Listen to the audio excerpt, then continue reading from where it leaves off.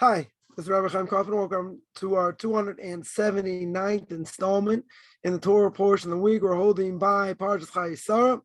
Parshas Chayei Sarah about the death of Sarah, the getting of a burial place that Avram gets from Ephron, and finding a wife for Isaac. And he has this criteria, right? What Avram is looking for, and the whole thing with Rivka and Lavan. And all that. So, quite a packed parsha here. The Torah says in book of Genesis, chapter 23, verse 16, and it says, Avraham heeded Ephron, and Avram weighed out the Ephron price, which he had mentioned in the hearing of the children of Chet, 400 silver shekels in negotiable currency. Basically, so he says to Ephron, he gives him the money, right? He's giving him a mint, giving him a ton of money over here in order to bury his wife. So the number of things, going on over here. It says, Boy, Rebbe, our Rebbe going to Moshe should be well. And he brings down in his commentary in Chumash, Chochmah V'das. And he says over here, Ephron's name is lacking a vav.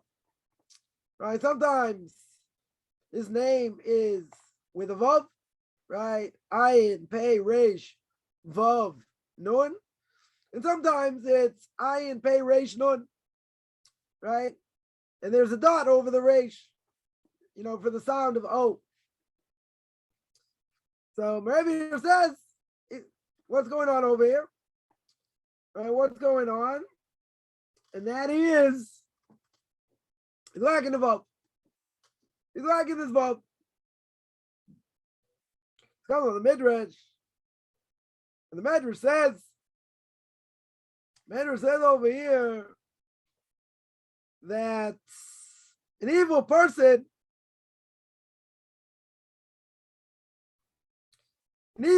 has a bad eye. Right? He feels he's lacking. Right? He doesn't have what he needs. Right? He's confused. And who's that talking about? Right? Who's that talking about? That's talking about none other than Ephron. Because they put an eye in Hara. It's the evil eye.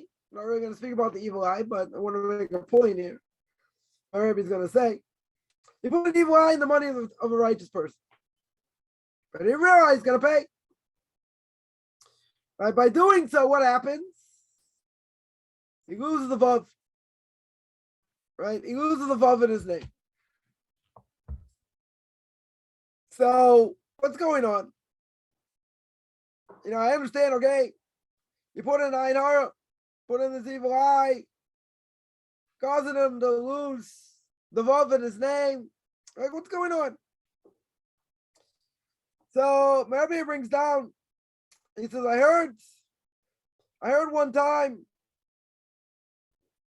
He brings this down a number of times, but different places. But he says, I heard once from a Gonat Tzaddik, from Chana Wasserman, famous student of Chofetz Chaim, blessed memory, Hashem Yikam Damoy, God should avenge his blood.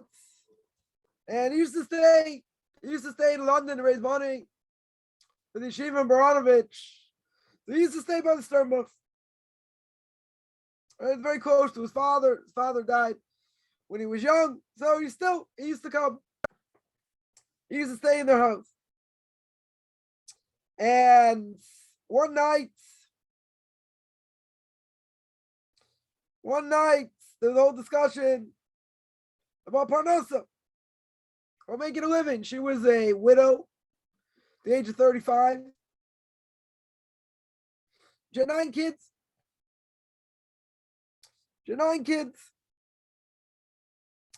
So he said,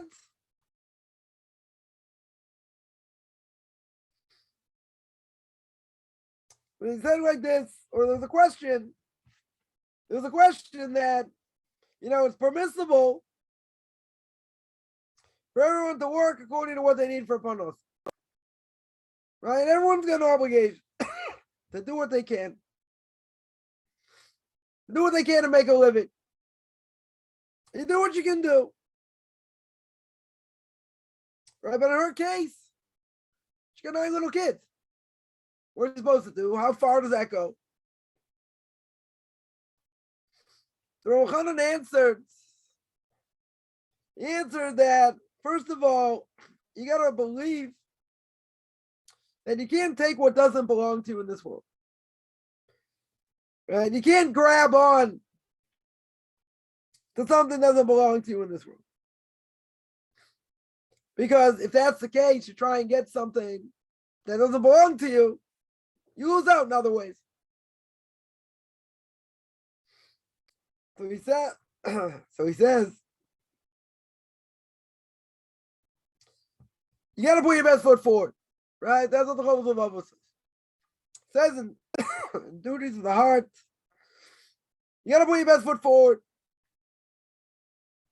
right? But not at the expense of spirituality. So he says, okay, in this case, she got 9 little kids. So she can put her best foot forward, trying to make a living for her family. But she shouldn't do too much.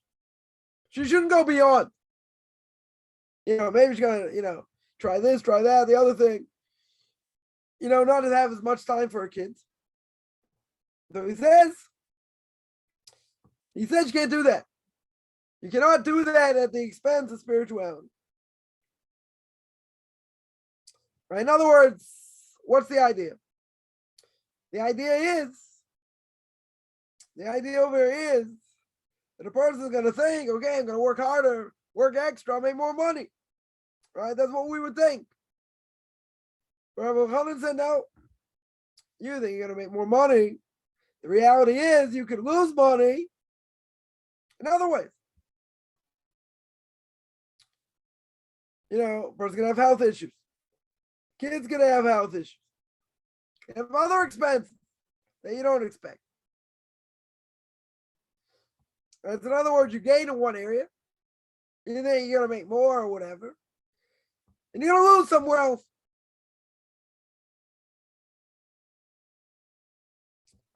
Right? But you could seriously lose in the next one. So you think you're going to gain. The reality is, you're taking away from spirituality. And the spirituality can cost you in the next one. But you got to put your best foot forward. Okay? No one disagrees. But at what expense? You put your best foot forward and you do too much, you're going to lose otherwise.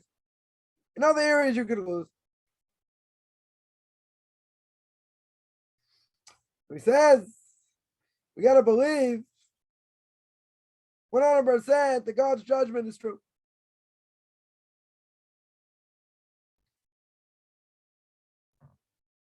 And that that our actions have to fit in what God wants us to do. We have to do God's will, no matter what, no matter how difficult it is. And so we don't get things we don't deserve. Because even when we're going to work more, we're going to work harder, we're going to work extra. At the expense of spirituality, you lose another way. Right? So God is going to take care of what he needs to take care of. That we have to believe. But we shouldn't think I'm going to get more than I deserve. Right? That's the point here. So therefore, what happened? So what's going on with this medrash? Ephron, what does he want? He's taking 400, pounds of silver. He's taking a mint. So he thinks he's going to grab it now. Right? He's getting 400 shekel kesef. Right? 400, things of silver. Right? He's getting $1 million over here. So he thinks he's going to hop. Right? He's going to grab as much as he can. But you see, that's not the case, right? And you see over here that he loses. How does he lose? How does he lose over here? His name gets changed. His name gets changed from Ephron with a Vav to Ephron without a Vav. And we see God's ways are true. God's ways are just. Even we don't fathom. Right? Here he's grabbing something. He went berserk. In my language. Yes, he said, yeah. What did he say at the beginning? You can bury your dead, for free. No big deal. He doesn't go back and forth. He says, come on, what's 400 shekel kesef? What's 400 silver? Between us. Yeah, really, I could have given it to you for free. But really, between us, we're friends. So what's, $1.5 million? An astronomical number. So he's trying to get it all now. If you think he's not going to lose, he loses. His name changes. Right? That's the way God judges people. Now, a person might ask, come on. That's all he lost? That's all he lost over here? Lost respect. Right? That's how you treat, such a righteous person. That's what you do. You take him to the cleaners. No matter if he's very wealthy or not. Interesting enough is I would have given it to you for free. Right? The whole discussion would happen over here. I said, come on, we're friends. What's 400 shekel for you? What's 400, pieces of silver for you? You're multi-billionaire. Okay, he takes advantage. Avram's going to buy a place. He's going to buy a fitting place for his wife.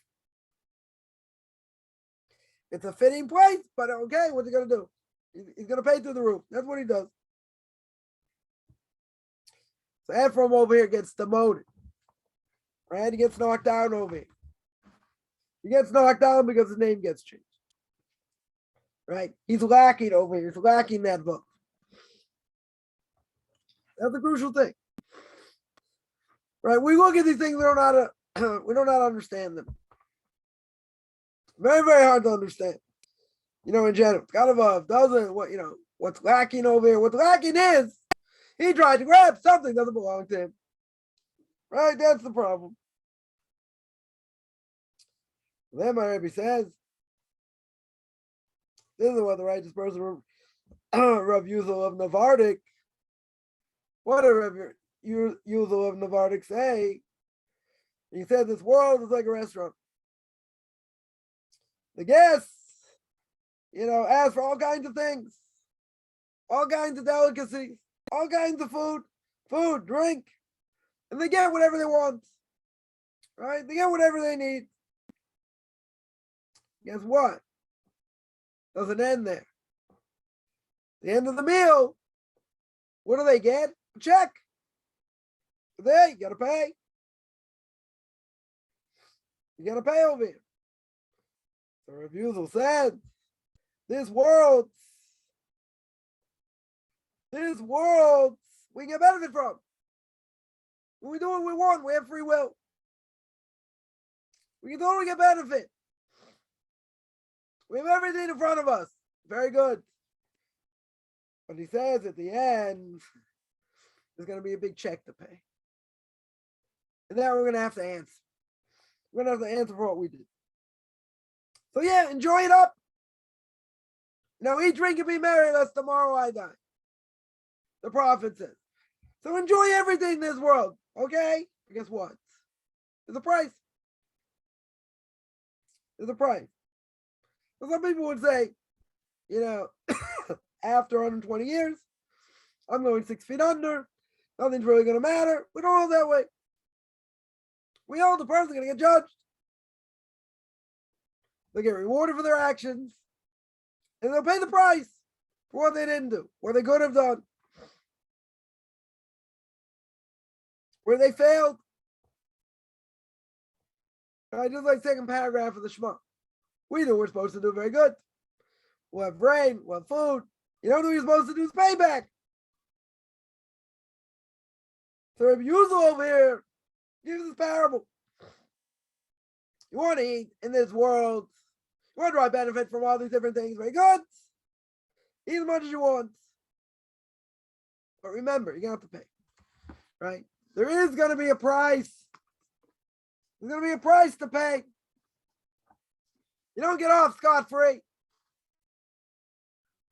Yeah, there'll be trials, tribulations, all kinds of things. But you want to benefit from this world, you got to know how.